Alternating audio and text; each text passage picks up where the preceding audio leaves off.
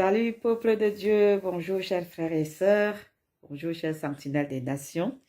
Nous continuons notre séminaire sur comment sortir de la tiédeur, comment remédier à la tiédeur. Le Seigneur nous apporte des solutions, il nous donne des recettes de comment faire pour nous tirer de là. Il est merveilleux. Amen. Nous allons dans le livre de 1 Thessaloniciens, chapitre 5, du verset 6 au verset 8, et je lis au nom de Jésus-Christ. Ne dormons donc point comme les autres, mais veillons et soyons sobres. Car ceux qui dorment, dorment la nuit, et ceux qui s'enivrent la nuit.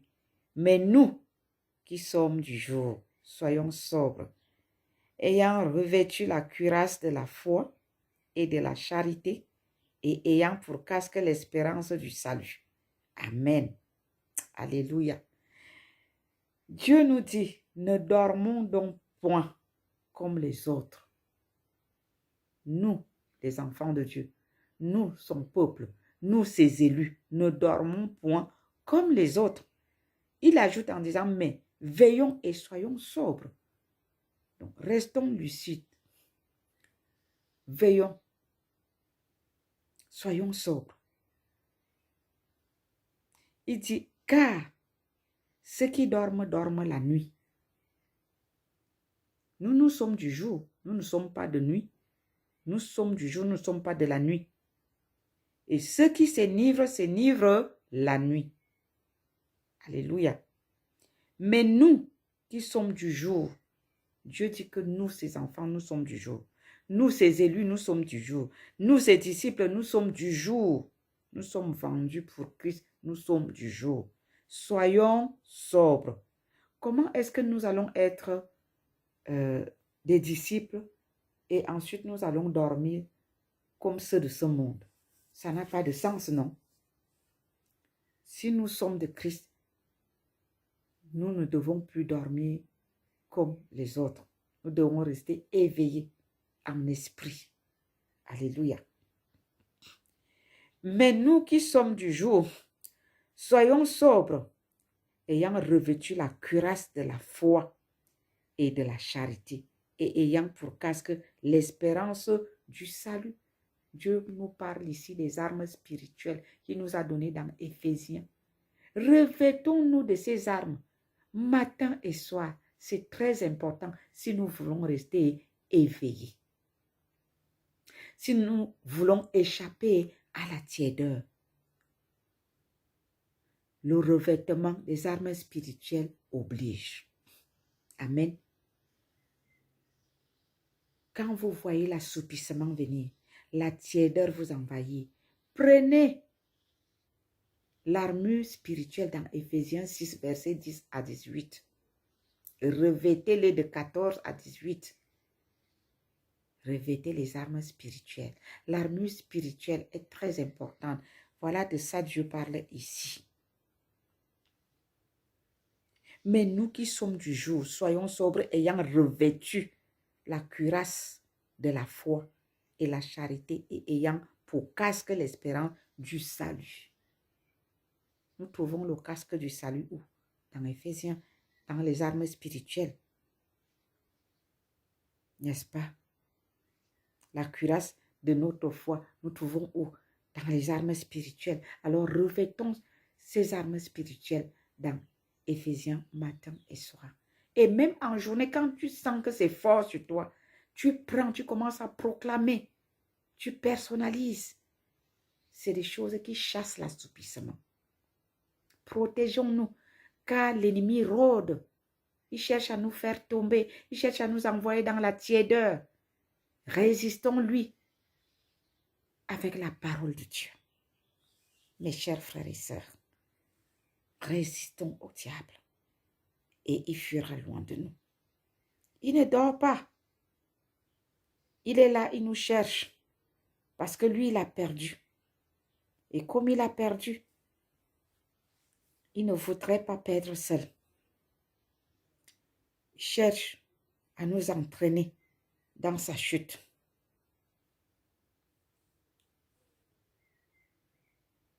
Soyons sages. Alléluia. Soyons sages. La Bible nous a recommandé d'être sages. Alors soyons sages. Nous devons renoncer à ce monde. Nous devons renoncer à ce monde. Nous allons prendre maintenant Matthieu 24.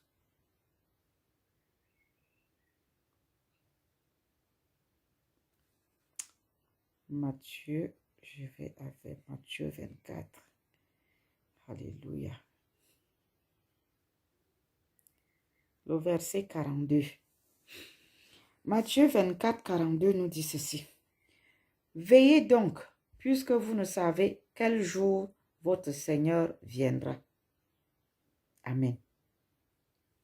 Nous ne savons quel jour le Seigneur Jésus-Christ va revenir chercher son Église, son épouse. Et pour cela, nous devons veiller et prier chaque jour en nous revêtant de l'armure spirituelle, en jeûnant, en priant, des fois en priant avec la Sainte Seine. Les clés que Dieu nous donne, faisons-en usage, car si nous les mettons de côté, la nuit est avancée, comme la parole de Dieu nous a dit. Le matin arrive. Et si le matin arrive pendant que nous sommes assoupis, pendant que nous sentons bon le sommeil aux yeux, qu'est-ce qui va arriver? Ce sera les grincements dedans. Qu'il n'en soit pas ainsi pour toi, mon frère, qu'il n'en soit pas ainsi pour toi, ma soeur, ni pour moi, au nom de Jésus-Christ de Nazareth. Amen.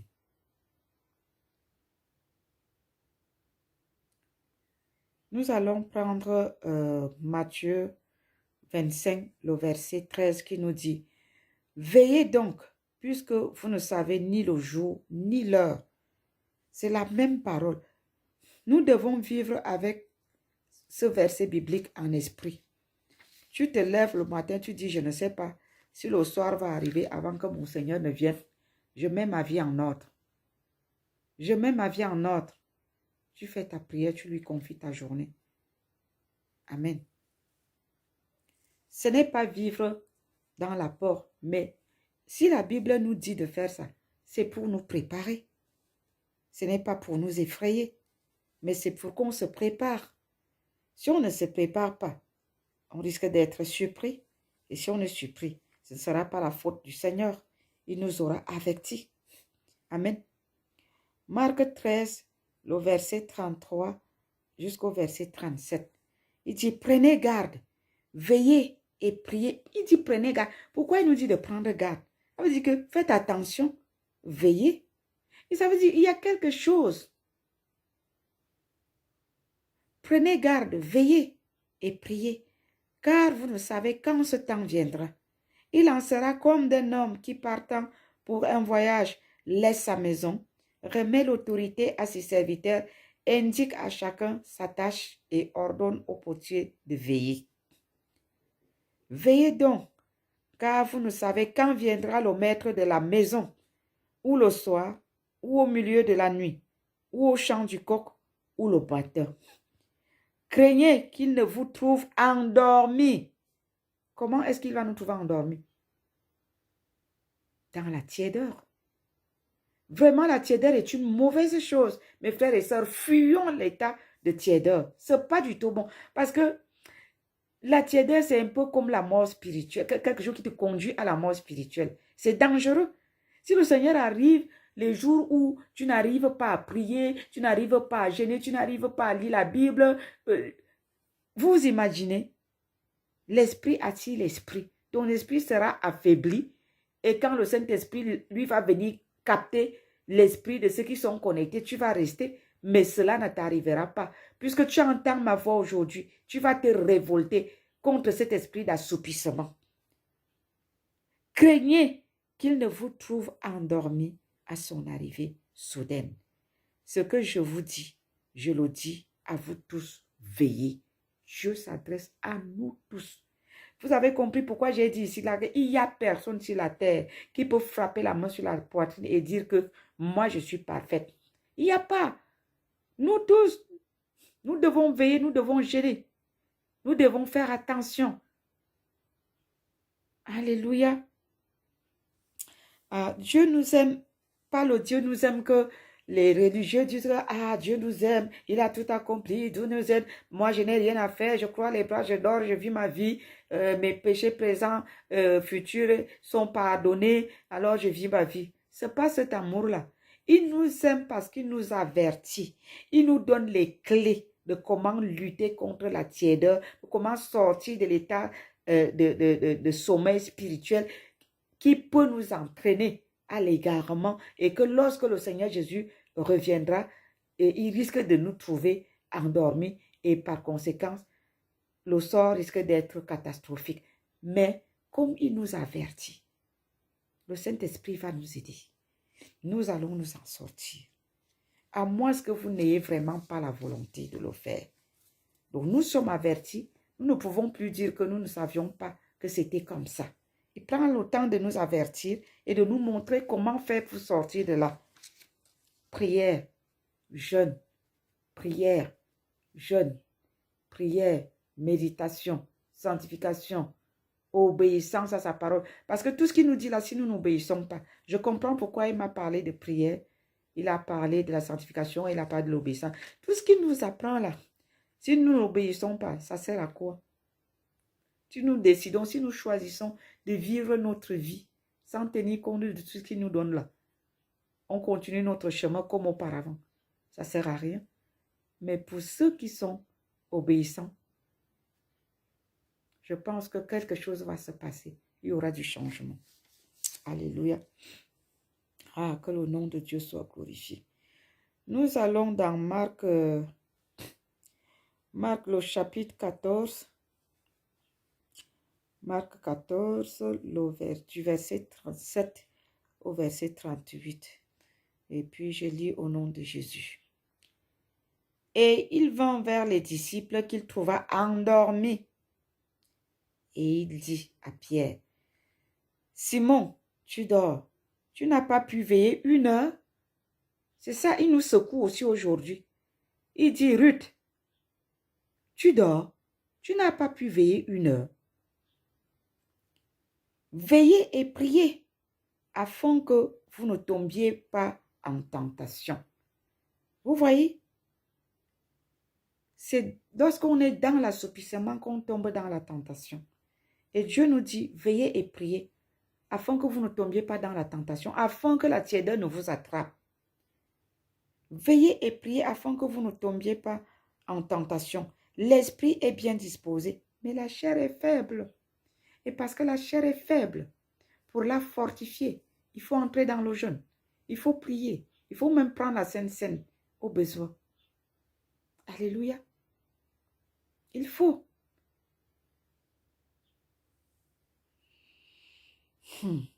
Paul disait qu'il traitait sa chair durement. Nous devons traiter notre chair durement. Nous devons tuer notre chair. Il faut laisser vivre l'Esprit de Dieu en nous. J'avais montré, pour ceux qui ont fait l'école, les DEC, l'école biblique avec nous, je les avais enseigné comment est-ce qu'on peut tuer la chair. J'avais fait le dessin, j'ai montré comment au départ l'esprit est petit et quand on devient chrétien, si on lit la Bible, on prie, on marche comme Dieu veut, ça fait grandir l'esprit et la chair diminue. Et c'est quand on ne pratique pas la vie chrétienne que la chair prend la place et l'esprit reste petit. Il y a des personnes qui sont des nabots spirituels.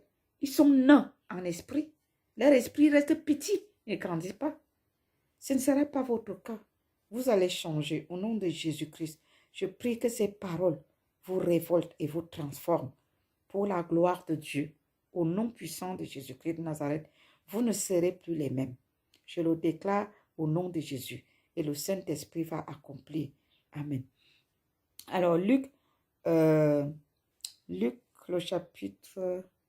Attendez, je vais chercher dans ma Bible. Luc chapitre 21. Luc 21, du verset 34 au verset 36. Et je lis au nom de Jésus-Christ. Prenez garde à vous-même, de crainte que vos cœurs ne s'appesantissent par les excès du manger et du boire, et par les soucis de la vie, et que ce jour ne vienne sur vous à l'improviste. Je m'arrête d'abord au verset 34. C'est regrettable et c'est dommage aujourd'hui que les enfants de Dieu saoulent l'alcool plus que les mondains.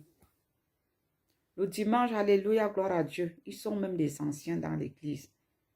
Et certains hommes de Dieu qui disent, on avait dit, Paul avait dit comment tu peux boire un verre de vin. Il a bien dit le vin pour l'estomac. Il n'a pas dit de boire des quantités industrielles pour saouler. Si vous prenez à table quelque chose sans excès, ce n'est pas grave. Mais quand vous buvez jusqu'à oublier que vous devez prier ou méditer la parole, là, il y a problème. Enfant de Dieu, ce n'est pas bien de boire à l'excès. Et devant les païens, quel témoignage. Après, vous allez leur parler de Jésus. Ils se moquent de vous. Ne le faites pas. C'est de telles attitudes qui chassent le Saint-Esprit et vous devenez assoupi. L'alcool vous assoupit. C'est comme la cigarette qui chasse le Saint-Esprit. La cigarette chasse le Saint-Esprit. L'alcool aussi. Si c'est votre cas, si vous buvez à l'excès, si vous fumez, prenez votre jeûne. Jeûnez, priez, demandez à Dieu de vous aider. Il va le faire. Verset 35. Car il viendra comme un filet sur tous ceux qui habitent sur la terre, de toute la terre. Veillez donc et priez en tout temps, afin que vous ayez la force d'échapper à toutes ces choses qui arriveront et de paraître debout devant le Fils de l'homme. Dites-moi, au verset 36, mes chers amis, si vous avez bu à l'excès, quand vous ronflez là, est-ce que vraiment votre esprit reste connecté au Saint-Esprit? Et si le Seigneur Jésus vient à cette heure-là, où vous êtes en train de ronfler de boisson, parce que vous avez trop bu, si le Seigneur vient, est-ce que votre esprit va vraiment entendre la trompette du Saint-Esprit? Je ne pense pas. Dieu ne vous juge pas, moi non plus. Personne ne vous condamne. Tout simplement, prenez conscience. C'est tout. Le Seigneur dit de ne pas faire des excès. Amen. Ça va vous aider à sortir de votre assoupissement. Et vous allez devenir bouillant. Prêt. Que si le Seigneur vient, il vous trouve éveillé. Amen. Luc chapitre 22, le verset 46. Je lis au nom de Jésus-Christ. Et il leur dit, pourquoi dormez-vous? Levez-vous et priez, afin que vous ne tombiez pas en tentation. Lorsque nous jeûnons, nous prions. Lorsque nous prions sans cesse, ça éloigne l'accusateur des élus de nous. Lui qui vient nous pousser au péché. Et après, il est le premier à nous accuser. Veillons, chers frères et sœurs. Demeurons dans la prière. Persévérons dans la prière. La prière éloigne le diable de nous. Il éloigne le péché de nous. Il éloigne la tentation de nous. Parce que nous baignons dans l'onction du Saint-Esprit. Nous sommes tout le temps rapprochés de Dieu. Et l'ennemi est obligé de s'éloigner de nous. Le feu reste allumé. Regardez, lorsqu'un réchaud est allumé, est-ce que les mouches peuvent venir se poser dessus? Non. Mais si vous éteignez le réchaud, il se refroidit. Les mouches vont venir trouver leur refuge dessus. C'est la même chose. Lorsque nous sommes bouillants, même si l'ennemi nous tente, nous ne pouvons pas entrer dans le péché. Le péché ne peut pas venir se poser sur nous. Non, non, non. Mais lorsque nous sommes assoupis, l'ennemi vient avec la tentation. Même les choses que nous avons eu à abandonner il y a 20 ans, ça refait surface et on tombe dedans. Quand ça vous arrive, au lieu de se culpabiliser, entrez dans le jeûne selon Ésaïe 58. Priez, jeûnez, pardonnez aux gens, pardonnez-vous. Allez en profondeur, méditez. Priez sans cesse. Saint-Esprit va vous relever. Amen. Mais ne le faites pas sous forme de religiosité, c'est-à-dire, je m'explique. Il ne faut pas dire, je m'en vais commettre le péché et après, je veux revenir, jeûner, prier. Ça, Dieu n'aime pas ça. D'ailleurs, il dit dans Hébreu que celui qui met Jésus à la croix pour la deuxième fois, c'est-à-dire celui qui pêche volontairement. Quand tu pêches, tu conçois le péché. Désolé. Quand tu conçois le péché, tu es là, tu conçois le péché et tu le consommes. Ça veut dire que tu mets Jésus à la croix pour la deuxième fois. Alors là, tu n'es pas du tout content. Pas du tout. Tu le fais pour ta pomme. 2 Timothée chapitre 4 verset 5 nous dit, « Mais toi, sois sobre en toutes choses, supporte les souffrances, fais l'œuvre d'un évangéliste, remplis bien ton ministère. » Alléluia. Si Dieu parle de souffrance ici, supporte les souffrances. Est-ce que vous pensez que c'est facile pour un enfant de Dieu qui se prive de tout parce qu'il veut marcher dans la volonté de Dieu? Il y a des fois, les gens nous font des choses, tu regardes, tu dis, à cause de mon Dieu, je ne peux pas faire telle chose. Et tu souffres intérieurement. Mais tu sais ton cœur, tu dis, non, ça je ne peux pas. À cause de mon Dieu, je m'abstiens de le faire. Vous voyez, c'est une souffrance, mais c'est une bonne souffrance qui paye plus tard. Mais toi, sois sobre en toutes choses. Supporte les souffrances. Fais l'œuvre d'un évangéliste. Remplis bien ton ministère. Reste à genoux. Veille. Prie. Garde l'espérance, les yeux fixés sur la croix. La récompense, la couronne de gloire est à toi. Alléluia. Quelle belle promesse. Merci Seigneur. Seigneur, tu es merveilleux. Je vais prendre, nous allons prendre un dernier verset biblique là pour cette session. C'est Apocalypse chapitre 16, le verset 15.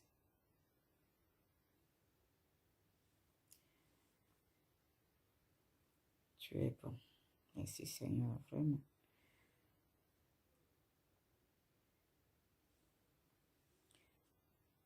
Je disais Apocalypse chapitre 16, le verset 15. Et je vais lire. Voici, je viens comme un voleur. Ça, c'est le Seigneur Jésus qui parle. Heureux celui qui veille et qui garde ses vêtements. Quels vêtements? Vous savez, lorsque nous naissons en Christ, il ôte les vêtements sales d'accusation et de condamnation de péché qu'on portait. Il nous revêt de son manteau de fin lin blanchi, lavé par son sang. Le vêtement de justice, le vêtement qui nous justifie de tout péché. Il nous revêt de ça. Il dit, heureux celui qui veille et qui garde ses vêtements, afin qu'il ne marche pas nu et qu'on ne voit pas sa honte. Vous voyez? Si ce vêtement-là est sale, est tacheté, c'est à notre honte. Parce qu'il sera usé à la fin. Et l'on verra notre nudité. Amen. Nous devons tout faire pour rester connectés au Saint-Esprit, au pied du Seigneur Jésus, pour notre propre avantage. Franchement. Parce que tout ce que Dieu nous dit là, il nous demande de veiller, de prier, de veiller, de prier, de veiller, de prier, parce qu'on ne sait pas à quelle heure il vient. Ce n'est pas à cause de lui, mais c'est à cause de nous. C'est parce que c'est là donc qu'on peut parler de l'amour de Dieu. Parce qu'il nous aime.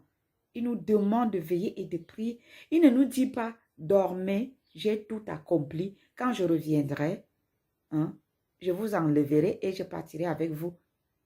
Il n'arrête pas de nous demander de veiller et de prier. Nous avons notre part. Nous avons notre part à faire dans ce travail. Alléluia. Il nous avertit. Il nous montre la solution de comment sortir de la tiédeur. Nous avons vu au départ les conséquences, qu'est-ce qui nous entraîne dans la tiédeur et ses conséquences. Maintenant, il nous montre comment sortir de là. Nous devons rester éveillés, vivants. Alléluia. Ça, j'arrive gentiment à la fin de la première partie des 3 choses qu'il a énumérées. Donc, ça, c'est la fin de la première partie, c'est-à-dire la prière qui englobe le jeûne. La scène, moi j'ai ajouté parce que c'est mon expérience. Parce qu'il y a la prière qu'il a donnée, il y a la sanctification et il y a l'obéissance. Donc, la première partie des 3, c'est la prière, par là où lui aussi il a commencé. Et là, nous sommes à la fin, nous sommes à la dernière session de la prière.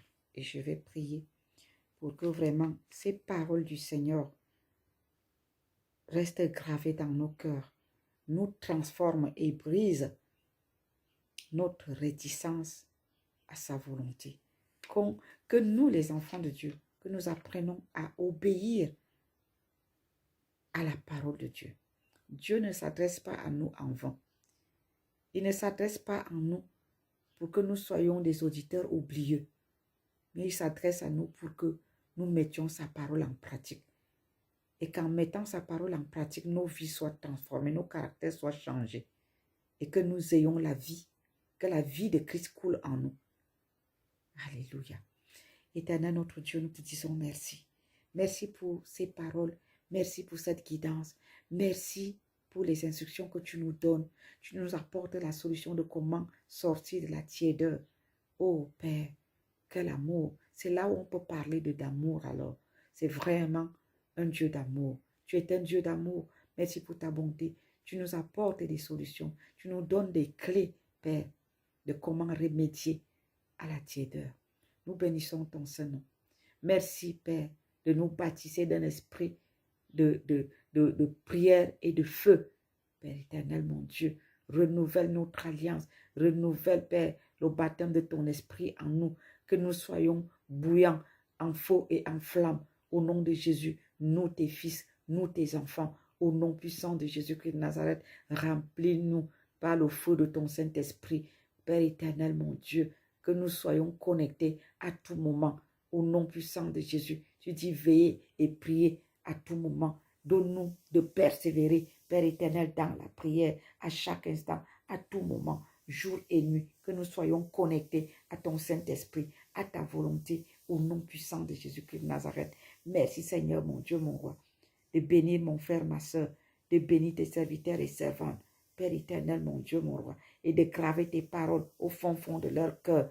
Permets que, Père, ton peuple, nous soyons un avec ta parole. Permets que tes serviteurs et servantes soient un avec cette parole. Permets que mes frères et sœurs soient un avec cette parole. Permets-moi d'être un avec ta parole. Je te prie au nom de Jésus.